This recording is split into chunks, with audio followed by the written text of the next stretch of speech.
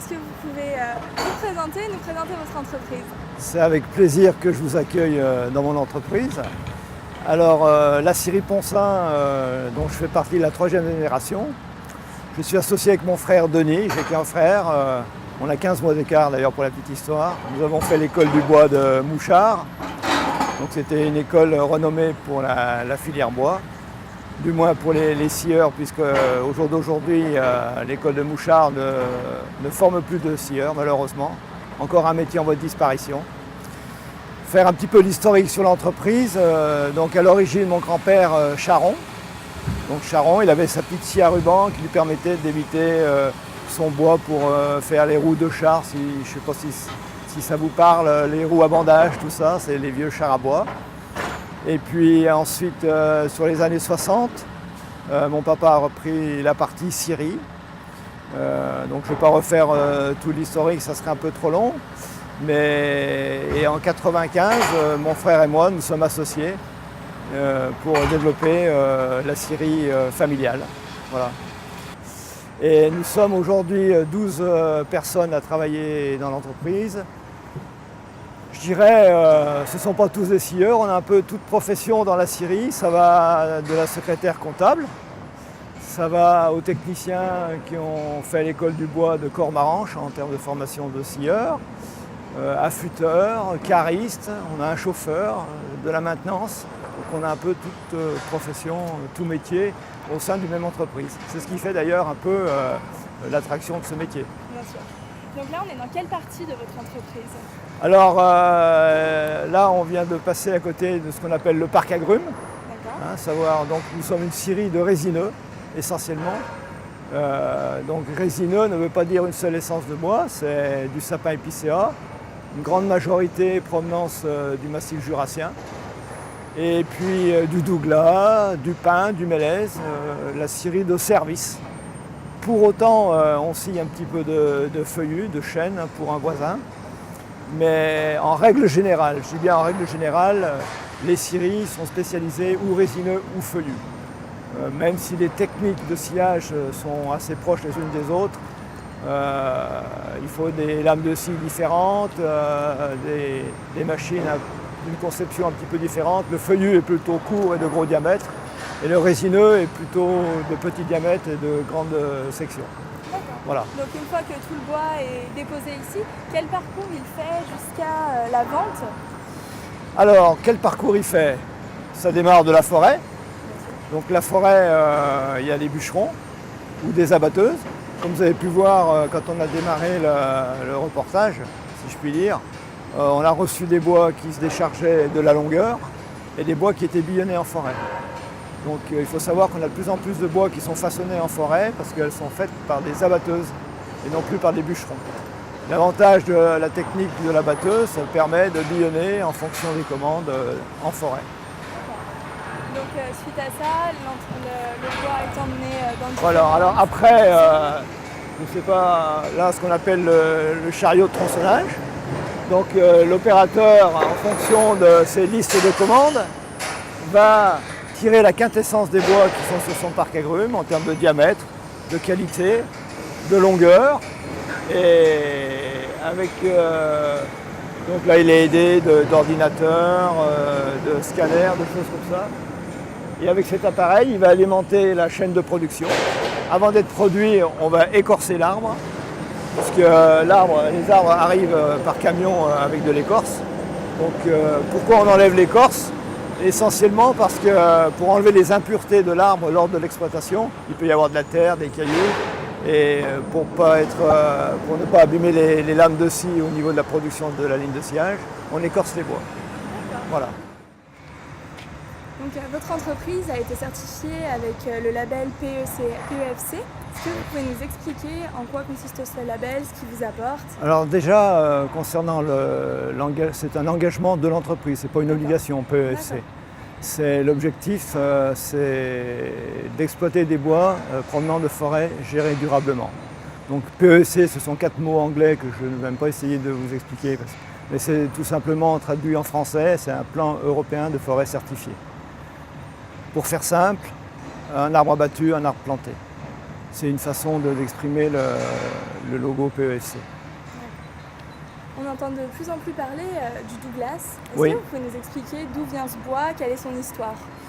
Alors le Douglas, par rapport à notre région, c'est un bois qui pousse essentiellement dans le Haut-Beaujolais, le secteur des Écharmeaux, enfin tout le nord du Rhône. Également, on a des massifs importants au niveau du Morvan.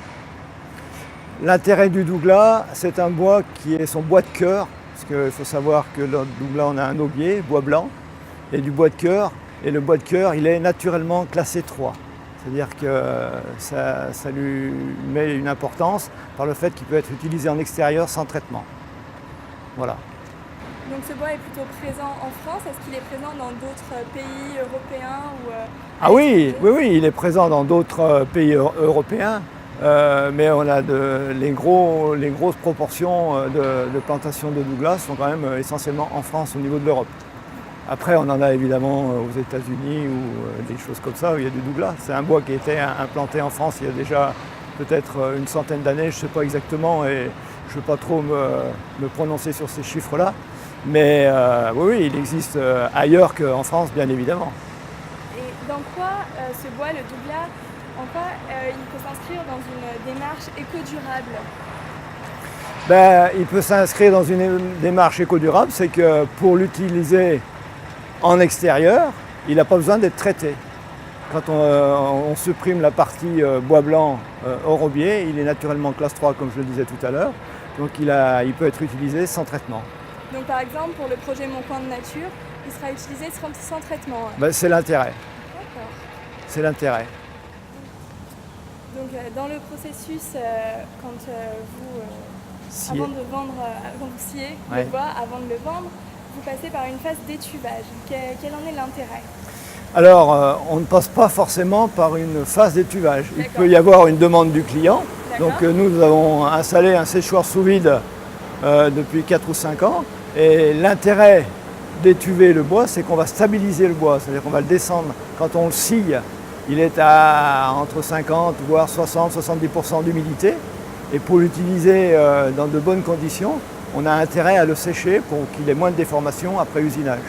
Donc on l'étuve, on le ramène, on va le descendre comme pour l'utilisation d'un balcon où ça reste on va dire des menuiseries extérieures. On peut travailler, descendre entre 15 et 20% d'humidité. Ça serait pour faire du meuble intérieur, il faudrait descendre à 12% d'humidité. Et voilà l'intérêt de l'étuvage, c'est qu'on va stabiliser le bois dans son comportement après usage. Et le Douglas, c'est aussi un bois qu'on peut utiliser en intérieur? Ah, tout à fait. Tout à fait. Ouais. Ah oui, il peut être utilisé en bois de charpente, en meuble, après en terrasse, en bardage, en toutes sortes de choses. Et permettez-moi de vous demander, qu'est-ce que vous pensez du projet Mon Coin de Nature? Je pense que c'est exact, ça porte tout à fait le nom. C'est d'amener un petit coin de nature pour connaître un petit peu la ville de Lyon, puisque j'ai mes enfants qui habitent à Lyon. Avec un balcon, avec un petit coin de nature, voilà, ça donne un petit peu de forêt au milieu de ce béton. Surtout avec du bois Douglas. Surtout avec du bois Douglas. On se trouve devant un stock de grumes qui vous appartient. Est-ce que vous pourriez nous décrire ce que l'on voit à l'image? Alors, déjà, ce que je peux vous dire, c'est pourquoi on a un stock de grumes ici important. C'est comme ce sont des bois d'altitude, ce sont des bois ici, des épicéas qui ont poussé à 1500 mètres d'altitude. Donc problème de la neige l'hiver et d'aller les récupérer. Donc, ce qui fait que quand on arrive, ce sont des bois qui ont été exploités au mois d'août, septembre l'année dernière, qu'on a descendus de la montagne, si je puis dire, pour pouvoir les avoir à proximité de la scierie. Sinon, on serait pénalisé par la neige, on ne peut pas accéder avec les camions et tout ça. Donc voilà la raison pour laquelle déjà on a un stock important qu'on va scier dans les toutes prochaines semaines, le prochain mois. Alors je vous ai dit des épicéas d'altitude. Pourquoi d'altitude? Il faut savoir que qu'est-ce qui fait la résistance mécanique d'un résineux? C'est plus il pousse lentement, on voit les accroissements, bois d'hiver, bois de printemps. Et plus les accroissements sont serrés, plus il a poussé lentement, de meilleure qualité il est au niveau de résistance mécanique. Donc voilà l'intérêt pourquoi on achète des bois en altitude pour le résineux. Vous voyez, il a une fiche d'identité avec un fournisseur, parce qu'on passe avec un exploitant forestier. C'est-à-dire en ce qui nous concerne, on travaille avec des exploitants qui sont sur place, qui connaissent les forêts et qui connaissent nos besoins. Donc ce sont eux qui vont dans un premier temps sélectionner les forêts et qui nous les mettent ce qu'on appelle à porte-camion pour nous les proposer. Et ensuite on accepte, on n'achète pas. Voilà. Donc ça c'est la fiche d'identité de l'arbre avec le nom de l'exploitant qui nous l'a vendu. Et puis son numéro, sa fiche d'identité. Donc avec cette fiche d'identité, je connais sa provenance, je connais l'exploitant bien évidemment, je connais la longueur de l'arbre, son cube, et d'où il vient, bien évidemment. Voilà. Et c'est quoi les différentes parties qu'on peut voir par exemple là? On a autour. Alors les différentes parties. Tout à l'heure on parlait de l'essence du bois de Douglas. À contrario d'un épicéa ou d'un résineux blanc. Les résineux blancs n'ont pas de bois blanc puisque c'est du bois blanc. Voilà, donc il a besoin d'être traité pour être utilisé en bois de charpente, en bois d'ossature et des choses comme ça. Alors que les résineux comme le Douglas ou le Mélèze ont une couronne de bois blanc tout autour. Et ce qui fait que pour tirer la quintessence de sa durabilité au niveau Douglas et Mélèze, on va aller chercher son bois de cœur qui est naturellement classe 3. Mais on ne peut pas avoir du classe 3 avec un épicéa, sauf pour avoir du classe 3 en épicéa équivalent au Douglas et au Mélèze naturellement, il faut le passer en autoclave. D'accord. Voilà. Nous avons également une autre essence qui est le pin Weymouth. Alors le pin Weymouth, je tiens à vous en parler parce que c'est un bois qui est très local. Le plus gros peuplement de France, voire d'Europe je crois, j'en suis pas sûr mais je crois, se situe sur notre territoire, sur les quelques communes avoisinantes. Alors le pin Weymouth, il a une particularité, c'est qu'il est excellent, c'est un bois blanc évidemment, il est excellent en tout ce qui est bardage. On l'utilise, nous avons quelques marchés de niche, dont un depuis de nombreuses années, sur des essences, sur des diamètres un peu importants. On fait des planches pour faire des ruches. L'intérêt d'une ruche, il faut qu'elle soit résistante en extérieur, puisqu'elle est tout le temps dehors, qu'elle soit légère, parce qu'elle est souvent manipulée, et il a un autre intérêt, c'est ce qu'on appelle, le nœud est un nœud adhérent, c'est-à-dire que même en séchant, le nœud ne saute pas, donc c'est important bien évidemment pour les ruches. Alors on n'en fait pas non plus une publicité extraordinaire, parce qu'on serait bien en peine de fournir des marchés importants. Et ça, c'est une problématique. La deuxième, c'est que vous avez connu l'hiver comme vous avez vu, beaucoup de pluie cette année. Impossible de mettre un engin, un tracteur dans la forêt sous peine de détruire la forêt. Donc on n'en dispose pas comme on veut. Et quand on peut aller en forêt, une fois qu'il est abattu, il faut le scier tout de suite, sinon il bleuit relativement vite. Donc le bleuissement n'altère en rien sa résistance, mais visuellement il présente moins bien et les clients n'aiment pas trop. Quand ils vont voir une planche qui est blanche et une planche qui a bleui, ils vont prendre la planche qui est blanche. Et après elle nous reste sur les bras. Voilà. Mais ça n'altère en rien. Par contre, le pin Weymouth ne sera pas utilisé en structure parce qu'il est de mauvaise résistance mécanique, et qui sont deux choses complètement différentes. On se trouve au milieu d'une forêt. Est-ce que vous pourriez nous expliquer comment un arbre fait pour vivre et pour grandir, pour évoluer? Comment il fait pour vivre? Il faut qu'il ait une graine à un moment donné. Alors on a soit de la plantation, soit de la régénération naturelle. La régénération par les pommes, par le fruit de l'arbre qui repousse naturellement.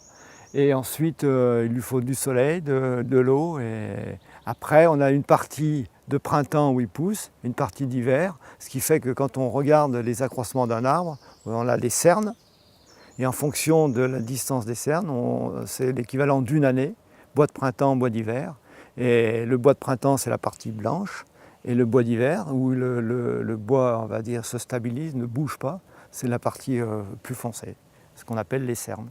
Voilà. Et on a des essences de bois, donc pour l'épicéa, on va chercher des cernes serrées qui va mettre en valeur sa résistance mécanique puisqu'il aura poussé lentement. Ce qui est vrai pour l'épicéa n'est pas vrai pour le chêne. Enfin, il faut faire très attention dans l'explication des cernes et tout ça. Voilà. Vous me parliez du fait que les forêts sont exploitées durablement. Quelles sont les différentes solutions pour les exploiter de façon durable? Mais qui dit forêt exploitée durablement, ça veut dire une forêt cultivée. Ça veut dire aussi qu'un arbre abattu, un arbre planté. Je vous expliquais la certification PEFC, ça fait partie de cette gestion durable. Mais la forêt gérée durablement, voilà, je vous le disais tout à l'heure quand on était en forêt, elle est gérée durablement depuis Colbert. On a même une forêt française qui est sous-exploitée et on a une grande partie de propriétaires privés où il y a des difficultés d'exploitation, voire pas d'accès, des parcelles trop petites. Et aujourd'hui, il faut trouver des solutions pour améliorer cette forêt, pour pouvoir l'exploiter et faire du bois d'œuvre pour nos scieries. Mais elle est gérée durablement depuis très longtemps. Et vous avez parlé de l'ONF, c'est quoi Ouais. exactement? À quoi ça sert? Alors c'est l'Office national des forêts qui, en règle générale, gère les forêts d'État et les forêts communales. D'accord. Et par rapport à l'image qui est renvoyée du parc forestier français dans les médias, Ouais. qu'est-ce que vous en pensez? C'est une image qui est... Oh, on nous compare un petit peu trop aux forêts amazoniennes où il y a une réelle destruction de la forêt, mais pour des causes qui sont différentes des nôtres. Et une forêt, alors évidemment, en tant que consommateur de matières premières qui est le bois, une forêt a besoin d'être gérée, a besoin d'être cultivée. Et c'est un petit peu comme les hommes sur la terre. Quand un arbre arrive à un certain âge, il doit laisser la place aux jeunes. Et pour ce faire, pour qu'il y ait de la place pour le jeune, il faut que l'arbre qui est à maturité doit être exploité. Et c'est ce qui est fait depuis très longtemps sur la forêt déjà domaniale et des forêts communales. Je fais souvent une explication, je prends l'exemple de la commune de Treffort, qui est gérée par une personne de l'ONF, et qui dit une bonne gestion. On compare une forêt, on dessine un fromage, on fait des portions de camembert, et en fait quand on attaque une parcelle ou qu'on gère une parcelle de la forêt, quand on aura fait le tour, on recommencera à nouveau l'exploitation du camembert. Voilà. Mais simplement, c'est que avant de faire le tour du fromage, il y a 50, 60 ans, c'est une gestion durable. Ce qui fait que la forêt, il y aura toujours des bois sur la forêt, mais à chaque étape, les étapes d'exploitation, c'est tous les 10 ans, tous les 20 ans, enfin, c'est en fonction. On tourne. Merci beaucoup, Monsieur Poncin, de nous avoir accordé de votre temps dans votre scierie. Merci beaucoup pour le tour de vos ateliers. Tout le plaisir était pour moi. Il y a l'équipe qui fait partie de cette entreprise, parce que moi je ne suis pas grand-chose en fin de compte. Je suis un capitaine de navire qui essaye de mener au mieux sa barque.